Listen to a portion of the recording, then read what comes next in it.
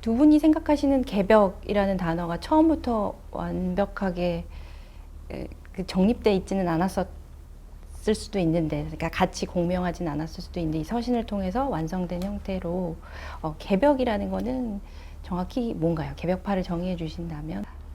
일단은 역사적인 개념이잖아요. 네. 예를 들어서 근대나 이런 거에 번역을 하면 그래서 저는 철학 전공이긴 하지만 사상사이기 때문에 네. 역사를 중요시하고 그런 점에서 이병헌 쌤하고도 많이 공감을 했다고 생각을 하는데 그 역사적인 개념으로서 일단 개벽이 어떻게 나왔는지 그게 중요한 것 같아요. 네. 그리고 그걸 가지고 우리가 다시 21세기 운동을 하려고 하는 건데 네. 거기에 대해서는 그게 하나의 이제 주어라면은 거기에 따르는 수로들이 여러 개가 있을 거 아니에요. 네. 이제 그런 것들을 우리는 추적해보는 대표적으로 제일 알기 쉬운 건 개화와 척사에 대해서 다른 제3의 네. 길을 간 사람들. 네. 거기에는 이제 정신적인 뭐 자각도 있을 거고 네.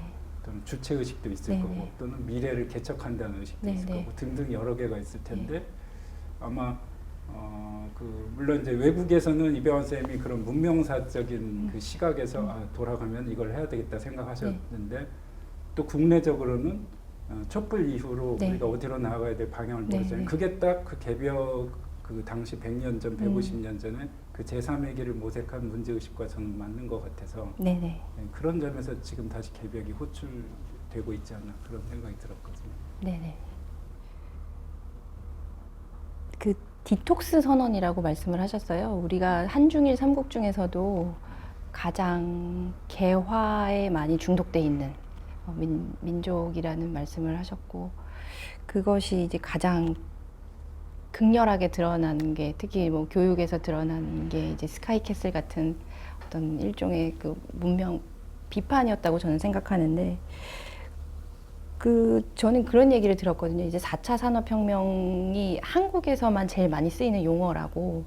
그러니까 외국에서는 디지털라이제이션 이렇게 그냥 쓰는데 우리는 굳이 4차 산업혁명을 왜 이렇게 강조하나 했더니 1, 2, 3차 산업혁명은 우린 다 뒤졌다. 우리는 그 흐름을 따라잡지 못하고 주도하지 못했다라는 어떤 피해의식과 그 자각이 4차는 우리가 어떻게 해볼 수 있지 않을까라는 그 의식 때문에 4차를 강조한다고 들었는데, 그것도 어떻게 보면 일종의 개화 중독의 양상인 것 같거든요. 그 개벽이라는 것이 일종의 디톡스일 수도 있다. 이 개화 중독에 대한. 그다음에 뭐 자각, 그다음에 영성 이런 얘기를 많이 하시는데 개벽이 어떤 그런 치유 효과가 있을 수 있을까요? 그런 발상을 한 것도 천일 동안 여행하면서 네네. 본 건데요. 그러니까 사실 우리뿐만이 아니라 그 유럽 밖에 있는 대부분의 나라들이 다 네. 이렇게 식민지 지배를 당했고, 네. 근데 건국한 이후로도 상당 부분은 그 식민 모국의 모델을 바탕으로 해서 네. 이 발전해 온 거긴 해요. 네네. 근데 21세기 현재 그 나라들의 그 일어나고 있는 가장 큰 변화는 그 서구화에서 이게 유턴하고 네. 있다. 네네. 그래서 자기네들이 갖고 있었던 유산, 전통 이런 거를 비판적으로 계승하면서 업그레이드하고 있다라는 걸 봤던 거고, 저는 그게 일종의 디톡스 운동이었다고 네. 봤어요. 네. 문명사적인 차원에서. 네네. 그러면은 우리는 뭐가 있지? 우리는 그러면은 조선시대 때 유교로 돌아가야 하는, 네.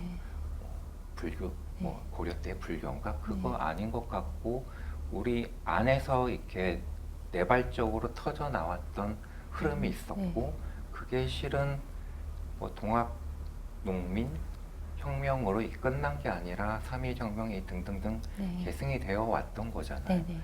그거를 현대적으로 복원시키고 싶다. 그게 뭐 개벽 2.0이지 않을까? 네. 그런 발상을 했던 거죠. 그리고 4차 산업혁명 이런 얘기도 하셨는데, 제가 보기에 그 지금 일어나고 있는 디지털 등등등의 변화는 네 번째 산업혁명이라기보다는 첫 번째 디지털 혁명이라고 보는 게 훨씬 실체에 부합하는 명명이라고 보는 편이에요. 예. 그리고 사람과 사물이 다 연결되는 그 세상의 사상으로서 네. 그 동학이나 개벽 사상이 딱 맞는다라고 보고 있기 네네. 때문에 나는 개벽파로 이렇게 뭐랄까 자신 있게 지르고 나갈 수 있겠다. 네네. 이런 이렇게 트렌드에 맞는 것 같다라고 네네. 생각했던 거죠. 예. 저는 이제 개벽은 부채이자 치유라고 나름대로 네. 원광대학교 내려가서 3, 4년 공부하면서 느낀 건데, 부채라는 거는 그 개벽 운동을 했던 그 사람들의 어떻게 보면 이제 희생이라고 할 수 있는데, 그 위에서 지금 대한민국이 서 있는 거잖아요. 독립운동도 하셨고. 네. 그런 의미에 이제 역사적 부채이자 치유는 전 주로 이제 학계에 있으니까, 근데 그 학자들의 이렇게 발신이 또 대중들한테 이제 확산이 되는데, 제가 볼 때 그분들이야말로 진짜 디톡스가 필요하거든요. 네. 네. 근데 뭘로 치유를 해줄 것인가? 네. 그 주사제 같은 역할이 개벽일 수 있다고 네. 생각이 들었어요. 무슨 말씀인지 이해를 하실 네. 텐데, 우리가 그 식민지 근대 문제잖아요. 그 근대화를, 서구적 근대화를 못해서 식민지를 당했다. 그래서 어떻게 보면 1860년 이래 그 동학의 개벽의 역사가 지워진 건데, 네. 물리적으로 이제 그렇게 식민지를 당한 건 맞죠. 근데 그 당시에 저도 역사는 문외한이지만 일본을 당할 사람이 없었잖아요. 네. 중국도 아편 전쟁에서 졌다고 그러고 러일 전쟁이죠.